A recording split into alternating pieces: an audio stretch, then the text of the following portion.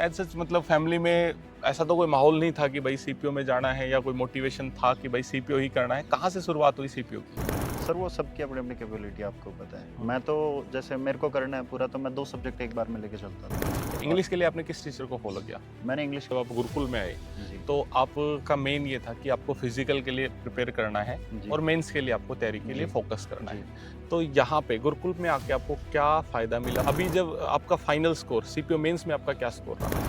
पढ़ोगे धीरे-धीरे जैसे सिलेबस कंप्लीट होता जाएगा, आपके अंदर खुद वो डर खत्म हो जाएगा। कहीं न कहीं से वो खुद ही कॉन्फिडेंस बिल्डअप होता है कि हाँ भाई, अब मैं कर सकता हूँ इसको। बिल्कुल। आपका लगभग study time, average study time क्या था? सर सेल्फ डाउट मुझको रहा है, जैसे कुछ-कुछ टॉपिक्स होते हैं। Hello everyone, welcome to mentor 365 Gurukul. और भाई आज हमारे साथ है राहुल पटौदी से, जो बच्चा हमारे पास गुरुकुल में रहा है। ऑल इंडिया रैंक 192 है इसकी सीपीओ में। कंप्लीट जर्नी जानेंगे इस बच्चे की कि कहाँ से इसकी शुरुआत हुई, क्या एम था, क्या गोल था। और देखो, रैंक निकालना और सिलेक्शन लेने में एक अंतर होता है। सिलेक्शन बहुत बच्चे हैं जो सिलेक्शन निकाले होंगे, लेकिन रैंक में ये लगता है यार बहुत डिसिप्लिन, डेडिकेशन, बार बार डिमोटिवेट होता है इंसान पर फिर भी कंसिस्टेंसी को नहीं छोड़ता, तब जाके एक बच्चे की रैंक लगती है। तो भाई राहुल, कहाँ से बिलोंग करते हैं आप और फैमिली बैकग्राउंड क्या है आपका? सर मैं बोंदगला चरखी दादरी से बिलॉन्ग करता हूँ। ठीक है। वैसे अभी प्रेज़ेंट में पटौदी हमने घर बना रखा है, वहीं रह रहा हूँ। ओके। तो और ये फादर एक्स सर्विसमैन है हाँ, आर्मी से, हाँ, सो मदर तो हाउसवाइफ है। ठीक है। तो एज सच मतलब फैमिली में ऐसा तो कोई माहौल नहीं था कि भाई सीपीओ में जाना है या कोई मोटिवेशन था कि भाई सीपीओ ही करना है। कहाँ से शुरुआत हुई सीपीओ की? सर फादर आर्मी में थे, ठीक है। तो ये तो था कि कुछ ऐसी देखनी है जॉब जो थोड़ा एक्टिव हो, डेस्क जॉब ना हो। ठीक है। तो वहाँ तो था थोड़ा। फिर स्टार्टिंग में मैंने की भी थी कुछ उनकी प्रिपरेशन आर्म्ड फोर्सेस की भी, बट वहाँ बात नहीं बनी, तो फिर मैं सीपीओ में आ गया था ग्रेजुएशन के बाद। ओके। तो सीपीयू की तैयारी आपने शुरुआत कहाँ से करी? जैसे एक बच्चा जब सीपीयू की तैयारी में घुसता है, तो उसके लिए आपकी क्या राय है कि वो शुरुआत कहाँ से करे? मेन फोकस किस चीज़ को रखे? मेन फोकस तो सर बेसिकली अपना नोट्स कंप्लीट करना बहुत ज़रूरी है। मैंने ये चीज़ देखी है स्पेशली इंग्लिश में, क्योंकि सीपीओ में इंग्लिश की वेटेज बहुत ज़्यादा है। हुँ, तो इंग्लिश में अपने नोट्स पूरे करो, उनको रिवाइज़ करते रहो। ये बहुत इंपॉर्टेंट है। और मैथ्स में भी सब सब में मेहनत तो सर सब में करनी पड़ेगी, क्योंकि अगर आपको अच्छे नंबर लाने हैं, क्योंकि आज के टाइम पे कॉम्पिटिशन बहुत हो गया है। हुँ, इतने 5000 कुछ वैकेंसी थी, फिर भी 303 कट ऑफ गई है जनरल की। तो बिल्कुल। कॉम्पिटिशन तो बहुत हो गया सर। तो सब कुछ कवर अप करके चलना पड़ेगा। अगर आप ये सोचते हो कि शॉर्टकट है कुछ, तो वो तो नहीं है। तो अगर मान लो कोई बच्चा सीपीयू के लिए एम कर रहा है, तो उसको ये कि पहले अपना सिलेबस ढंग से तसल्ली हाँ, से पूरा हाँ, करो। हाँ। सिलेबस करने में लगभग कितना समय एक बच्चे को लग जाता है? सर वो सबकी अपनी अपनी कैपेबिलिटी आपको पता है। हाँ, मैं तो जैसे मेरे को करना है पूरा, तो मैं 2 सब्जेक्ट एक बार में लेके चलता था। ठीक है। तो पहले मैंने इंग्लिश और मैथ लिया था, हुँ, और उसके बाद फिर रीजनिंग और जीएस ली थी। जीएस मैंने लास्ट में ली थी, क्योंकि वो थोड़ा ज़्यादा वास्ट हो जाता है। ठीक है। और इंग्लिश के लिए आपने किस टीचर को फॉलो किया? मैंने इंग्लिश के लिए रानी मैम को फॉलो किया था सर। ठीक है। हाँ, रानी मैम से ही मेन तो मेरा उनको फॉलो करने का मेन तो एम यही था, क्योंकि वो पढ़ाती ज़्यादा हैं और बीच में बातें कम करती हैं ओके। बच्चों से। मतलब मेनली कि हाँ, भाई डेडिकेशन के साथ वो हाँ, चीज़ को हाँ, पढ़ाती हैं, तो हाँ। आपका ये था। जी, तो चलो। फिर मैंने उनका बैच लिया था, हुँ। फिर उधर से ही उनसे कंटिन्यू करता रहा। वोकैब के लिए आपने किस सोर्स को फॉलो किया? वो कैब के लिए स्टार्टिंग में तो समुद्र मंथन ही की थी मैंने, हुँ, रानी मैम की ही। हुँ। उधर से ही मैं हमेशा पढ़ता रहा। फिर वो एक बार आपको पता ही है, अगर 10 बार एक कोई वर्ड होता है और वो दिमाग में जाता है, जो कि मैम की क्लास में हो रहा था, तो वो खुद ही बैठ जाता है। और फिर इतना तो सेंस आ ही जाता है कि नेगेटिव है या पॉजिटिव है वर्ड, तो वही बहुत डिफरेंस डाल देता है सिनोनिम एंटोनिम में तो।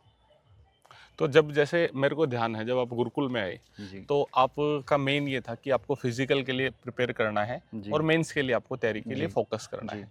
तो यहाँ पे गुरुकुल में आके आपको क्या फ़ायदा मिला? और जब पहली बार जब आप गुरुकुल में आए, तो मैं हमेशा एक बच्चे का एक मॉक लगवाता हूँ कि भाई पहला मॉक हम उसको बोलते हैं। तो उसमें आपके कितने मार्क्स थे और फिर उसके बाद आपके यहाँ पे जर्नी कैसी रही? सर मैंने मैं आया था जब मेरा प्री का रिजल्ट आ गया था यहाँ पर। हुँ। उसके बाद फिर मैंने यहाँ पर आकर जो मॉक लगाया था, उसमें 150 मेरा स्कोर था सीपीओ मेंस सीपीओ में? मेंस में। ठीक है। और फिर उसके बाद फिर मैं यहाँ पर आकर सर मेरा 2 रीज़न थे। हुँ, एक तो मेंस का प्रिपरेशन था ही, हुँ। क्योंकि घर पर मैं कितना ही पढ़ लूँ वो कॉम्पिटिटिवनेस नहीं होगी। घर ओके, पर मैं ही राजा हूँ, क्योंकि मैं अकेला हूँ। बिल्कुल। यहाँ पर आके बच्चे जब देखता हूँ तो लगता है कि हाँ, अभी भी मुझ में कुछ कमी है। जब मेरे से ऊपर कुछ बच्चे देखता हूँ, तो आपको पता है सर, जब तक कॉम्पिटिशन नहीं होता अंदर से, जब तक मन जब तक नहीं एक करता हेल्दी मेहनत। कंपटीशन हाँ, और बढ़िया बच्चे हाँ, ना मिले तब तक हाँ। बात और नहीं। मेरे को यहाँ पर मिले भी थे, बहुत ओके। अच्छे-अच्छे बच्चे मिले थे। अंकित सिवाच था, नवीन था, बहुत अच्छे अच्छे अच्छे थे। मैं तो मेनली सिवाच के साथ ही रहता था कि कंपटीशन करना है तो अच्छा था। शिवाच भी अभी शायद आईसीएमआर में लग गया। जी सर। हाँ, तो उसने शायद सीपीओ मेडिकल स्किप किया हाँ है। सर, किया। बहुत बार एक बच्चे को ना सेल्फ डाउट आता है और उस सेल्फ डाउट में ना नेगेटिविटी आना शुरू होती है। जी सर। और मुझे लगता है उस नेगेटिविटी में ना रूममेट्स का, दोस्तों जी का भी सर, एक जी बहुत सर, रोल हो जाता है। बहुत सर। और वो भी आपको फिर उसमें नेगेटिविटी में कई कुछ लोग होते हैं धकेल देते हैं। आपका क्या एक्सपीरियंस रहा इस चीज़ को लेके? सर मेरा यहाँ पर ये एक्सपीरियंस था कि मेरे रूममेट बहुत अच्छे थे। ओके। स्टार्टिंग में आया तो सौरभ था एक, हम्म, और योगेश था। Hmm, I call him Panda hmm, sir. तो हाँ, ये दोनों थे, बहुत अच्छे थे, कोऑपरेटिव थे। स्टार्टिंग में थोड़े से कड़क लगे, हम्म, लेकिन फिर उसके बाद बहुत ज़्यादा बहुत बढ़िया कोऑपरेटिव था। हो गए थे, अच्छे से रहे थे मेरे साथ। हम्म, फिर प्रिंस भी है, राम निवास थे, बहुत सारे बच्चे थे। और फिर अंकित भी आया था मेरा रूममेट। मतलब बिल्कुल मुझे रूममेट बहुत अच्छे मिले, तो वहाँ पर माहौल मेरा बहुत अच्छा था। बिल्कुल और सीन, सबसे अच्छा सीन सर ये होता था, इंग्लिश कितनी देर पढ़ूंगा। सही तो बात। वहाँ पर इन्होंने बहुत हेल्प किया कि जिस टाइम हम नहीं पढ़ रहे थे ना, उस टाइम इन्होंने इतना एंजॉयमेंट कराया मेरे लिए, मेरे साथ। हम्म, इतना एंजॉयमेंट किया हमने सबने मिलके कि वो माइंड बिल्कुल ऐसा फ्रेश हो जाता था। मैं नेगेटिव तो कुछ पकड़ ही नहीं पाता था।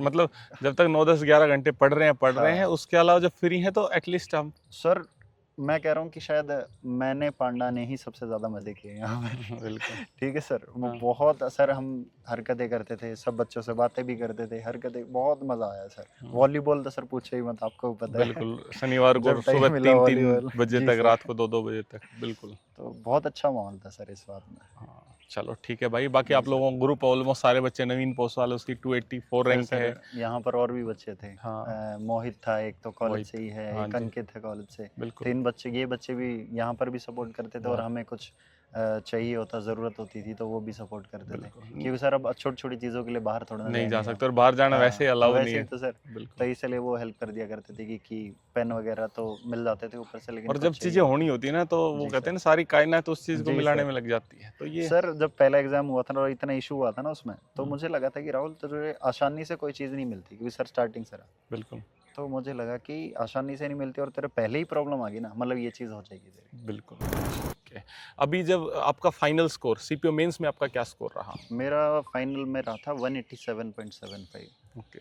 जी सर। बहुत बढ़िया स्कोर हो जाता है कहीं ना कहीं। 185 से जो ऊपर स्कोर है, जी वो मैं मानता हूँ कहीं ना कहीं बहुत बढ़िया स्कोर हो जाता है। आपको क्या कॉन्फिडेंस था? क्योंकि बहुत बच्चे मेरे से पूछते हैं जब सीपीओ मेंस की तैयारी कर रहे होते हैं कि सर कॉन्फिडेंस सा नहीं आ रहा, तो आपको क्या कॉन्फिडेंस था यहाँ सर, पे? जिस दिन मैं आया था ना यहाँ पे, हाँ, आपसे बात हुई थी मेरी, हाँ, तो मुझे दिल्ली पुलिस चाहिए थी स्टार्टिंग में। हाँ, तो मैंने सोचा था कि 200 में से एटलीस्ट 195 चाहिए मुझे, क्योंकि मुझे पता था कट ऑफ कितनी आई जाएगी। बट शायद 195 से भी नहीं बनती अब तो, बाद जो कट ऑफ देखी है मैंने। हम्म, तो यही कहा था कि एटलीस्ट 195 चाहिए मुझे सर।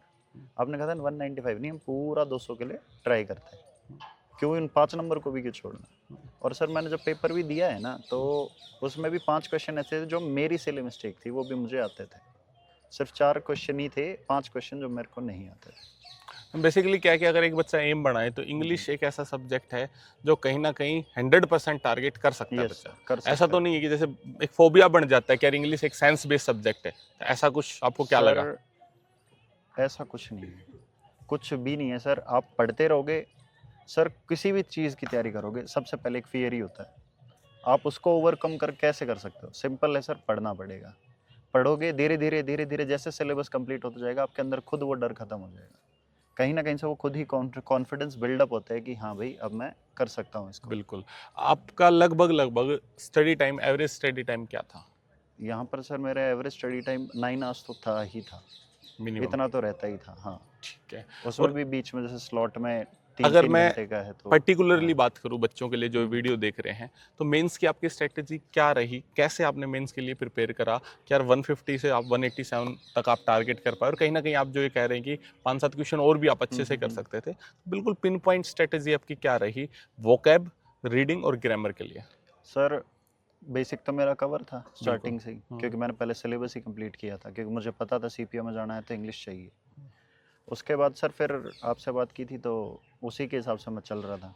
सुबह आते ही सबसे पहले न्यूज़पेपर में ही उठाता था लाइब्रेरी में, आराम से 1 घंटा पढ़ता, कोई नया वर्ड दिखता उसको मार्क करता, उसको उसका मीनिंग ढूंढता, फिर उसको अपनी एक अलग से बुकलेट बना रखी थी मैंने, उसमें लिखता था सब। ठीक है। ये हो गया। उसके बाद फिर मैं जाता था हमेशा मॉक पे। एक मैं देता था इंग्लिश माध्यम से मॉक, हमेशा आपने सजेस्ट किया था, मुझे तो पता भी नहीं था उसका उस वक्त। तो इंग्लिश माध्यम का मैंने सब्सक्रिप्शन लिया था, वहाँ से मॉक मारता मैं। ठीक है। फिर मॉक मारने के बाद तो सर उसका एनालाइज करने में बहुत ज़रूरी है, तो मैं उसको एनालाइज ज़रूर करता था, हमेशा करता था, चाहे मुझे कितना ही वो हो जाए, पूरा एनालाइज करता था। जो नहीं आता था, जहाँ पर मुझे लगता था कि तुक्के में गलती से सही हो गया, मैं वो सारे क्वेश्चन अपनी नोटबुक बना रखी थी, मैं उसमें सब लिखता था। यहाँ पर एक नवीन थे भाई जो पलवल से थे। नवीन पोस्ट वाला उस नहीं नहीं, दूसरे थे नवीन, सीजीएल के पलवल से लिए, थे, हाँ हाँ बिल्कुल सीजीएल के लिए। बिल्कुल। तो उन्होंने वो स्ट्रेटजी वो अपनाते थे कि वो जो नहीं आता था और जो थोड़ा बहुत डाउट होता था वो सब नोटबुक में लिखते थे। तो वहाँ से मुझे ये आइडिया मिला। तो यहाँ पर आकर ही जब मैं बच्चों से मिला हूँ तो मुझे वो छोटे छोटे इन आइडिया मिले प्रैक्टिस, हैं बिल्कुल। जिनसे मैं मेहनत करके आगे चल पाया हूँ। और उसके बाद तो सर फिर मॉक वगैरह हो गया था।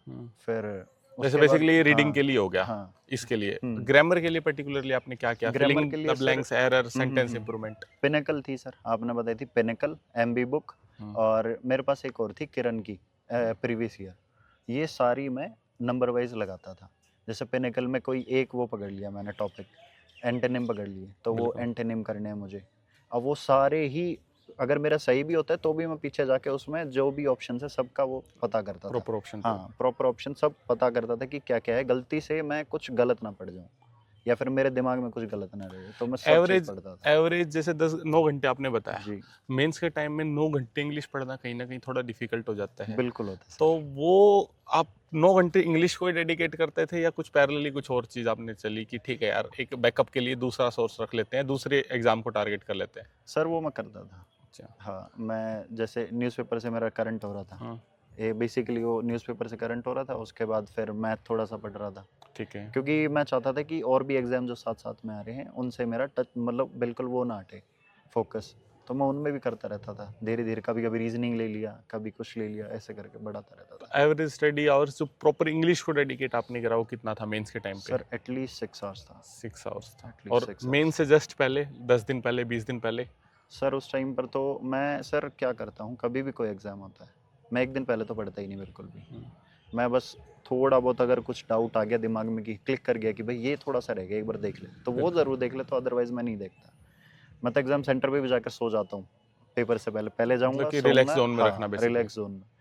तो सर 10 दिन पहले मैंने मेन तो मॉक्स दिए थे, डेली एक मॉक दे रहा था, एनालाइज कर रहा था। फिर जो मैंने वो नोट्स बनाए हुए थे ना मॉक के ही, कि जो मेरे को नहीं आता जिनमें डाउट था, वो सब पढ़ता था मैं उस वक्त। तो मेन तो उससे वही पढ़ता एक्यूरेसी था, इंक्रीज हाँ। होगी। उससे जो मुझे नहीं आते थे, जो डाउट में भी होता था, वो सब मेरे कवर हो रहे थे। बहुत बच्चे जब तैयारी करते हैं, चलो आप ब्लेस्ड थे कि आपकी प्रिपरेशन के दौरान मैंने कभी भी ये सेल्फ डाउट नहीं देखा जी कि जी यार जी होगा कि नहीं जी होगा। जी और हमेशा एक एम क्लियर था कि दिल्ली पुलिस सब इंस्पेक्टर के लिए ही टारगेट करना जी है या रैंक के लिए जाना है। लेकिन बहुत बच्चे ऐसे होते हैं जो सेल्फ डाउट में चले जाते हैं, एक लूप फंस जाता है। उस सेल्फ डाउट को आप कैसे एड्रेस करना चाहोगे कि यार ये चीज़ आप करो, एक छोटी सी चीज़ जो मैंने करी थी, मेरे उस टाइम पे सेल्फ डाउट आया तो मैंने ये करा, तो है ये वे थ्रू रहा। सर सेल्फ डाउट मुझको रहा है, जैसे कुछ कुछ टॉपिक्स होते हैं वहाँ पर मैं कितनी मेहनत कर लूँ, मेहनत नहीं हो सर, मॉक दे रहा हूँ, 20 क्वेश्चन आ रहे हैं, एक दो हर बार गलत हो रहे हैं, बच्चा क्या सोचता है ये तो ठीक हो ही जाएंगे, ये तो ठीक हो ही जाएंगे। वहाँ पर मैंने भी ऐसे ही सोचा था। फिर आपसे मैं सब याद हो तो आपको मैं A to Z जितने भी टॉपिक के जो जो क्वेश्चन गलत होते थे, सही होते थे या जो मैंने छोड़े, मैं सब लिख के लाता था आपके पास हर मॉक के। फिर आप बताते कि राहुल ये 2 क्यों छोड़ रहे हैं, ये 3 क्यों छोड़ रहे हैं, जो ये नंबर तेरे आने के हैं इनको क्यों छोड़ रहे हैं। तो फिर मैं उन टॉपिक्स को धीरे धीरे करके पकड़ता था और फिर उनको क्लियर करता था। ठीक है। जैसे आपने मुझे एक जर्नी शेयर करी थी कि आपका एयरफोर्स में सिलेक्शन हो गया था जी कहीं सर, ना कहीं, और जी काफ़ी सर, बच्चे ऐसे भी होते हैं जो किसी एक एग्जाम में उनका फाइनल सिलेक्शन पे पहुंच जाते हैं और घर जी वाले भी ये मान लेते हैं यार ये हमारा बच्चा तो अब नौकरी चला गया, जी और आगे की प्लानिंग स्टार्ट हो जाती है। तो आपके केस में भी शायद 2021 में 2021 या जी 20 सर। में एयरफोर्स में आपका फाइनल सिलेक्शन हो गया था, तो जी वो क्या आपकी कहानी रही? सर 12th की थी, तो भैया को छोड़ कर आया था गेट तक, भैया की ज्वाइनिंग थी, कज़न ओके। भैया की। ओके। तो तब से ही हो गया था कि करना है तो एयरफोर्स करना है। ठीक है। तो मैंने प्रिपरेशन स्टार्ट की थी। फिर प्रिपरेशन करते करते सर कोविड का टाइम आ गया था, तो एग्ज़ाम हुआ नहीं था, एग्ज़ाम डिले होता होता होता तो 2020 में शायद सेकंड हाफ में हुआ था एग्ज़ाम। तो एग्ज़ाम दिया, ठीक ठाक नंबर थे, कट ऑफ क्लियर हो गया था, तो मुझे लगा कि पूरा ही इस पे अच्छे से फोकस करता हूँ हर चीज़ पे। तो फिज़िकल के लिए प्रिपेयर किया, वहाँ पर फिज़िकल हो गया था सर, जीडी भी मेरा बहुत अच्छा गया था और मेडिकल भी मेरा 6 फ़ेब को था, 2021 में हो गया था। तो मुझे लगा था कि अब तो मेरा सब कुछ हो ही गया, क्योंकि नेचुरली सर यही प्रोसेस है और इसके बाद तो जॉइनिंग आ ही जाती है, बिल्कुल। तो होना ही था। तो मैंने मान लिया था, मेरे घर वालों ने मान लिया, हम सब रिलैक्स थे सर। मैंने तो प्रिपरेशन करना भी छोड़ दिया था, थोड़ा बहुत कभी पढ़ा तो पढ़ा, नहीं तो नहीं पढ़ा, ऐसा हो गया था। लेकिन सर वो धीरे धीरे करते करते स्ट्रेच करते करते वो 2021 में मेडिकल हुआ। वो 22 जून के अराउंड 2022 में शायद ये अग्निवीर की उन्होंने अनाउंसमेंट की थी और पीछे की सारी और भर्तियां कैंसिल कर दी थी। तो सर वो जो फेज था ना, वो उस टाइम पर मैं बहुत रिलैक्स था। मैंने कुछ ज़्यादा पढ़ा नहीं, ना कुछ किया। ना कोई गोल्स, ना हाँ कोई ना, एम्बिशन, ना कोई हाँ सेकंड हाँ। प्लान। वो लकीली मेरी ग्रेजुएशन ज़रूर चल रही थी साथ में, क्योंकि कोविड था तो ऑनलाइन एग्जाम्स होते थे, मैं दे देता था। तो डीयू में था तो ऑनलाइन एग्जाम्स होते थे, मैं दे देता था। तो फिर जब इसका ये आया अग्निवीर का 22 जून के अराउंड आया था, उसी टाइम पर मेरा रिजल्ट आया ग्रेजुएशन का। उस टाइम पर बस टूटा हुआ था सर, सही बताऊं, क्योंकि पेरेंट्स को देख के ज़्यादा दुख होता है सर, आपको बिल्कुल। पता है। खुद तो हम कर लेंगे, लेकिन पेरेंट्स का दिक्कत हाँ, वो होती है। घर, समाज, गांव, हाँ ये रिश्तेदारी सर। में सबको बता सर चुके होते हैं। ऐसे भी लोग थे सर कि चारों एक साथ बैठे हैं, चारों ने अलग अलग हर 2-2 मिनट बाद फ़ोन किए हैं, पूछा है भाई नहीं हुआ, क्या हुआ, नहीं हुआ। तो सर ऐसे ऐसे वो भी देखे हाँ हैं। भाई, तो एक आदमी से पूछ लिया तो ठीक है, हाँ बस उसमें हाँ, अब लेकिन क्या। वो चारों एक साथ बैठ के पूछते हैं, तो ऐसा भी हुआ है सर। बहुत मतलब सर थोड़ा सा डाउन तो हुआ था उस टाइम पे। बिल्कुल। फिर फिर उसके बाद सीपीओ स्विच कैसे करा? क्योंकि बेसिकली देखो, हर बच्चा हाँ जो तैयारी कर रहा है वो भी कभी ना कभी इस फेज से जाता है कि यार दिल्ली पुलिस का फाइनल होना था, आधा नंबर से रह गया, या कई बार फाइनल हो भी चुका होता है, डिबेट लिस्ट में चला जी गया। जी जी जी सीपीओ के टाइम जी। पे भी काफी एग्जाम्स में होते हैं, तो फिर वहां से क्या माइंडसेट क्या बनाया कि यार नहीं, चलो जो हुआ देखी जाएगी, वहां से क्या माइंडसेट बना, ओवरकम कैसे किया? सर जैसे ग्रेजुएशन रिजल्ट आया, मुझे ये होगी थी कि अब मैं नीचे नहीं जा रहा, अब मैं 12th बेस्ड नहीं देख रहा, मैं ग्रेजुएशन बेस्ड देखूंगा। मेरे अंदर यही थी, पर पेरेंट्स को तो जॉब चाहिए सर, और फिर अब ये बिल्कुल हो गया था तो और ज़्यादा जल्दी चाहिए थी सबको। तो बिल्कुल। मैं फॉर्म सबके फिल करता था, ग्रुप डी के भी फिल करता था, सबके फिल करता था। लेकिन फिर जब उस टाइम पर मुझे ये हो गया था ग्रेजुएशन मेरे पास ऑप्शन क्या क्या है, तो मैंने देखा कि बैंक का जो सिलेबस है वो जो एयरफोर्स मैंने पढ़ा उससे थोड़ा डिफरेंट है, रीजनिंग स्पेशली मतलब थोड़ा डिफरेंट पड़ जाता है। तो मैंने सोचा कि इसमें नहीं जाता हूँ, एसएससी का देखता हूँ। फिर मैं ठीक है। तब मैं एसएससी में घुसा था। जब घुसा तो सर मुझे ये भी नहीं पता था सीपीओ सीजीएल अलग होते हैं, सच बताऊँ। मुझे ये पता है होते हैं, लेकिन मुझे ये नहीं पता था कि इनमें क्या एग्जाम्स। क्या वो हैं, पोस्ट क्या क्या हैं, कैसे हैं। बिल्कुल। फिर धीरे धीरे जब गया हूँ, अकेडमीज वगैरह में भी गया था सर, ज्वाइन की थी और मैंने मैंने। एक चीज़ ये बताऊँ, मैं बीच में इंटरप्ट करना जी चाहूँगा। ये चीज़ ना देखो, मैं जेन्युइनली बताऊँ, काफ़ी बच्चों से जब मैं इंटरव्यू भी लेता हूँ, फाइनल सिलेक्शन हो जाता है, अपने एक्साइज इंस्पेक्टर बच्चा लग के गया जी था, जी जी जी धनुज, जी। या और बच्चे, तो वो जेन्युइनली उनको पोस्ट प्रेफरेंस पता है कब भरते हैं? जैसे अभी तो हाँ चलो हाँ। साथ मांगने लगे, पहले जब उनका मेंस हो लिया, सब हो लिया, जी तब वो सोचते हैं मेरे को इस पोस्ट के लिए जाना जी। है। तो वो शायद कहीं ना कहीं प्रेशर क्रिएट नहीं करती, और यही लैक। यही वो दिक्कत आती है, यहाँ पर ही रैंक नहीं मिल पाती बच्चों को सर, सही बताऊँ तो। सीन क्या हुआ था, जब मैंने सीजीएल के लिए पता किया, उसमें बहुत सारी वैकेंसीज थी, लेकिन फिर मैंने थोड़ा एक्सपीरियंस वहाँ पर बच्चों जैसे उनके थे, तो उनसे पता किया तो पता चला डेस्क जॉब ज़्यादा है। तो फिर मेरा कहीं ना कहीं वो मूड वहाँ से स्विच हो गया था सीपीओ में। ठीक है। हाँ तो फिर सीपीओ में आया, तो मैंने देखा सीपीओ में फिर सर मेरा इंग्लिश थोड़ा ठीक रहा था स्टार्टिंग से ही। तो मैंने सोचा ये मेरा फोर्टे भी एक तरीके से, यहाँ पर अगर मैं करूँगा तो सिलेक्शन ज़रूर होगा मेरा। बिल्कुल।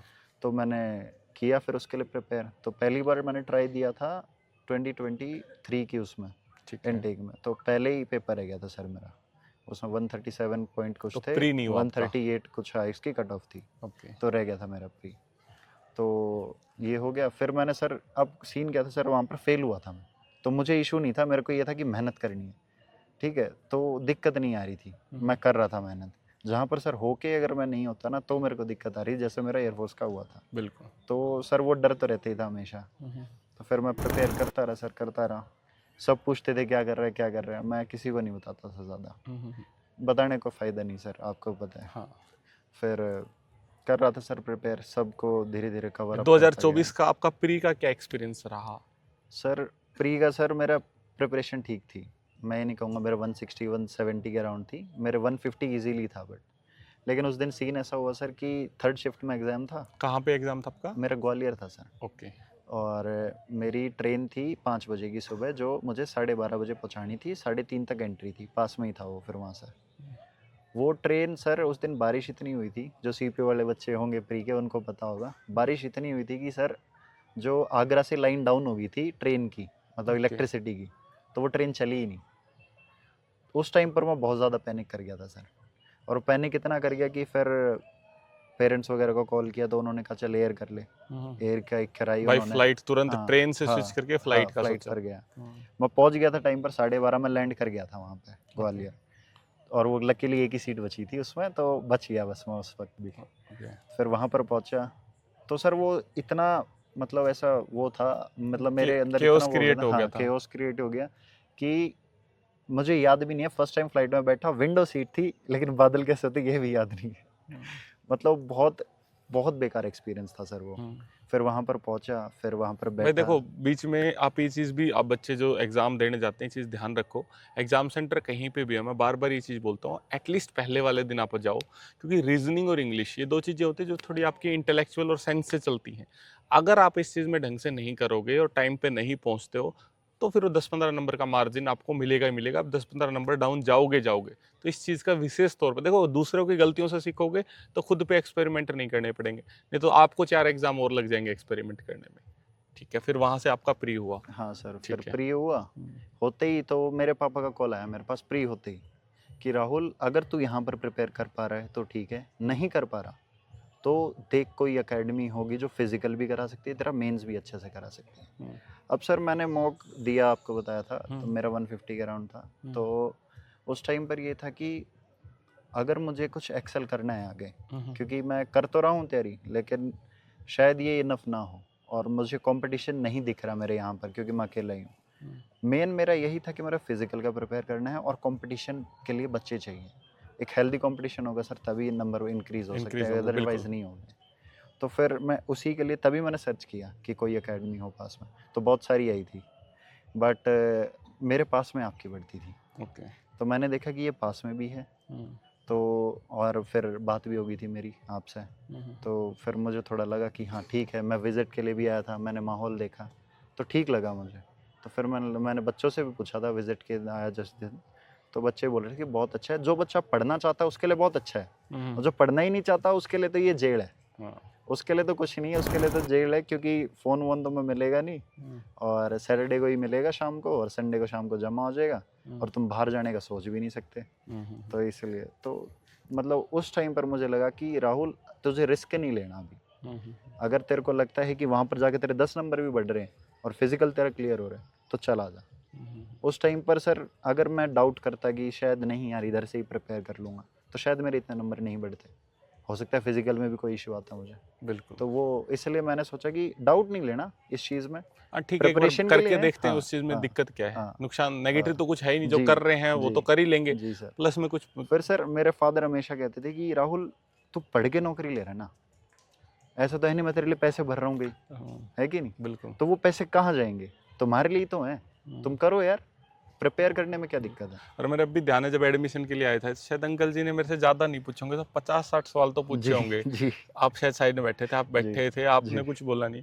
पर मेरे को लगा यार, मैं कहा यार इतने क्वेश्चन तो नहीं हो सकते, इतने तो रिप्लाई नहीं दे सकते। फिर मेरी जैसे आपसे बात हुई, फिर मुझे लगा यार बच्चा बहुत जेन्युइन, मैंने लिटरली यही कहा था। जी, मैं यार देखो, फैमिली को डाउट्स होते ही होते हैं और रिस्क होता है चीज़ों का, क्योंकि मेरे जैसे आप लोग उठ के गए तो जी। मेरे साथ एक स्टाफ बैठे थे, उन्होंने कहा सर यार इतने क्वेश्चन कौन पूछता है। मैंने कहा इतने क्वेश्चन वो पेरेंट्स पूछता है जो कॉन्शियस होता है अपने बच्चे के लिए। सर मैं पहली बार इतना कहीं बाहर रुका हूँ अकेले, अच्छा। मेन रीज़न ये भी था, हाँ, तो मैं पहली बार रुका हूँ। इतना पेरेंट्स अगर कॉन्शियस है ना जी, बच्चे के लिए, बच्चे जरूर कामयाब होंगे। जी। तो ये चीज़ भी पॉजिटिव जाती सर मेरे पेरेंट्स ने बहुत अच्छे से हमें वो किया है, एज अ फ्रेंड भी ट्रीट किया है वक्त पर, है। एज अ पेरेंट्स भी ट्रीट किया है, मतलब जैसा जितना अच्छा माहौल वो दे सकते थे उन्होंने बहुत दिया है। कुछ और मैसेज जो बच्चे सीपीओ 25 की तैयारी कर रहे हैं, सेक्शनल टाइमर आ चुका है, हालांकि जो बच्चे 25 की तैयारी कर रहे हैं उनके लिए कोई ऐसा मैसेज कि ये गलतियां मत करना, स्टेप बाय स्टेप।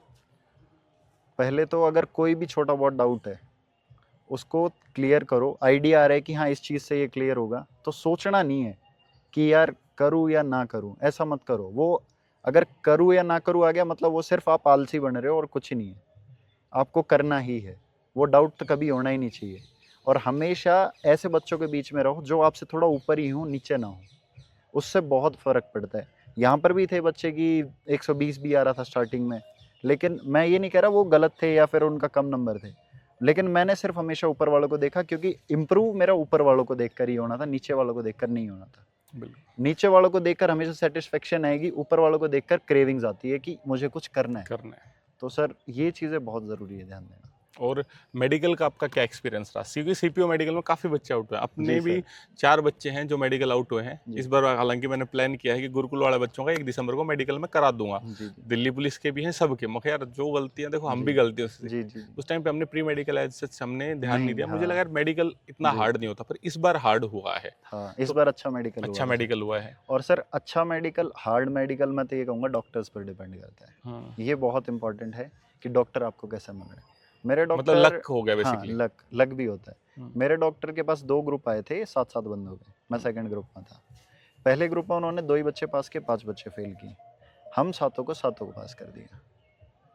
वो डॉक्टर के ऊपर ही डिपेंड करता है और सर। ये मैं, क्योंकि वो मेरा 3 छोटी छोटी चीज़ें तो वो माफ़ कर देंगे, क्योंकि आप सब इंस्पेक्टर से जा रहे हो, जीडी से नहीं जा रहे आप बिल्कुल। बिल्कुल तो वो फ़र्क पड़ता है सर उसका उस चीज़ पर। अगर आप थोड़ा-सा आई साइड में भी दिक्कत आ रही है, तो वो थोड़ा-सा मार्जिन ऑफ एरर वो भी लेके चलते हैं कि चलो कोई नहीं, 1-2 गलत पढ़ भी दिया तो कोई नहीं। लेकिन हाँ, अगर बिल्कुल ही आप अगर इशू है, मेन पॉइंट्स क्या है जो सीपीओ मेडिकल में नहीं वो इग्नोर करेंगे? थोड़ा-सा बिहेव अच्छा करना वहाँ पर। अगर डॉक्टर के सामने आप बिहेव अच्छा करोगे और चालाकी नहीं करोगे, चालाकी सबको करनी है, लेकिन वो एक लिमिट की होनी चाहिए। इतना नहीं होना चाहिए कि वो डॉक्टर को दिख रहा है कि तू अलग ही चालाकी कर रहा है, तो वो डॉक्टर को एक नोटिस में आ जाता है, तो वो इशू क्रिएट कर देता है। बिल्कुल और जो जैसा चल रहा है वैसा चलने देना, ज़्यादा कुछ हरकतें वहाँ पर नहीं करनी, मेन तो यही है। और प्रिपेयर तो यही है कि अगर नॉकनीज़ है तो उसके लिए एक्सरसाइज करो, मैंने भी की थी। मेरा भी थोड़ा-सा मार्जिनल है, तो सर मैंने एक्सरसाइज की तो वो इम्प्रूव हो गया। मैंने एयरफोर्स के टाइम पे भी की थी, तो तब भी इम्प्रूव हो गया था, तो मुझे इस चीज़ में भी दिक्कत नहीं है। तो जो भी चीज़ें गड़बड़ दिख रही है ना, ये चीज़ हमेशा याद रखना कि मेडिकल वो स्टेज है, एग्ज़ाम वगैरह तुम्हारे हो गए हैं, जहाँ तुम पढ़ाई का या फिज़िकल का वो कर चुके थे। मेडिकल तुम ये सोचोगे कि वो जाना है और हो जाएगा जैसे हम हैं वैसे हैं, ऐसा नहीं होता। आपको हर चीज़ का प्रिपेयर करके चलना पड़ता है। मैं तो मानता हूँ कि मेडिकल का सबसे ज़्यादा प्रिपरेशन होता है। क्यों? क्योंकि वो टाइम थोड़ा होता है समय और कम बचता है। प्रिपरेशन ज़्यादा होती और है। अब तो रीमेडिकल नेक्स्ट डे मैंने होने खुद लग गया। सर 8 केजी वेट तोड़ा था सर। डाउट में था कि मेरा 75 अलाउड था और 5 माइनस प्लस उसने एसएससी चलता ने है। उसमें अपनी गाइडेंस में दे रखा था। लेकिन फिर भी मैंने 8 केजी तोड़ा। मैं उसके अंदर था, फिर भी मैंने 8 केजी तोड़ा, क्योंकि मैं नहीं चाहता था कि वो री-मेडिकल में जाए। मैं चाहता ही नहीं था री-मेडिकल में भी गलती से चला गया। बिल्कुल। मेडिकल में पहली बार में क्लियर हो आपका जाओ, मेडिकल उससे जैसा सेंटर कुछ कहाँ नहीं। था? मेरा सर अजमेर में था, सीआरपीएफ अजमेर। ठीक है। तो भाई ये राहुल की जर्नी रही। तो जल्दी ही मिलेंगे और बच्चों से भी जिनके सिलेक्शंस हुए हैं, उनसे भी जानेंगे क्या कुछ आपको नहीं करना। देखो basics are always same. Pre के लिए अपना बढ़िया से सिलेबस निपटाओ, मेंस के लिए अपना थोड़ा थोड़ा फोकस करो कि कैसे चीज़ों को आपको हैंडल करना है। उसके बाद मेडिकल के लिए हम भी अभी प्री मेडिकल करा रहे हैं। जो बच्चे वीडियो देख रहे हैं वो कॉन्टैक्ट कर लेना दिसंबर के अंदर। दिल्ली पुलिस के लिए भी, सीपीओ के लिए, सबके लिए एक प्री मेडिकल हम गुरुकुल के अंदर ऑर्गेनाइज करेंगे। फिजिकल को अपना पहले से प्रिपेयर रखो ताकि आपको बर्डन ना आए, क्योंकि बहुत बच्चे हैं प्री के बाद फिजिकल के लिए जाएं कि मेंस के लिए मेहनत करें। फिजिकल में आप 2-3 घंटे वर्कआउट करोगे तो आप 8-10 घंटे का आपका रूटीन डिस्टर्ब होता है, और उस टाइम पे 9 घंटे लाइब्रेरी टाइम होना बहुत जरूरी है मेंस के टाइम पे। ये चीज़ आपको विशेष तौर पे ध्यान रखनी है कि फिजिकल आपका एटलीस्ट थोड़ा बेटर हो, एवरेज से बेटर हो, ताकि आप अपना टाइम घटा पाओ। ठीक है भाई, यही सारी बातें हैं, सम अप करते हैं चीज़ों को। और भाई बेस्ट ऑफ लक आपको आगे की जर्नी के लिए। आगे तैयारी करो, असिस्टेंट कमांडेंट वगैरह हैं, जी सर, बहुत ऑप्शंस हैं, पैरा मैं सर है। सीआईएसएफ मिलने से ज़्यादा खुश हूँ अब, क्योंकि दिल्ली पुलिस में शायद मुझे आगे का टाइम ना मिले आगे प्रिपेयर करने का, बिल्कुल।